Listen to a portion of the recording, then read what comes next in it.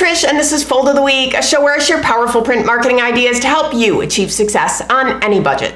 Well, I feel like I've been on a roll with some exciting fundraising ideas recently, and I have another one for you this week. It's a brilliant and nostalgic self-mailer that I think you're gonna love, so let's take a closer look. The cover features the University of Kansas Rock Chalk rallying cry and a teaser that directs you to look inside for a Kansas pennant. The initial view is compelling, and as you're rolling it open, you realize the panels start to taper. You'll see the ask and a large QR code that takes you to an online donation portal. Roll it out all the way to reveal some important stats and another QR code that takes you to a second location and also another giving opportunity.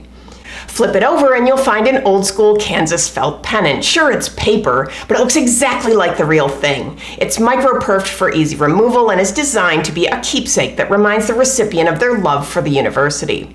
I was told that the design is a loose interpretation of the University of Kansas's brand and is focused on a playful retro look to set it apart as a piece that came from the KU endowment rather than the university itself, since they're independent entities. This mailer was a part of a print plus digital campaign that included email and mobile integration, as we saw with the QR codes. However, it's also important to note that this mailer featured a tipped-in business reply envelope as well, because it went out to active and recently lapsed donors across all age groups. So they made sure that there were both analog and digital donation opportunities.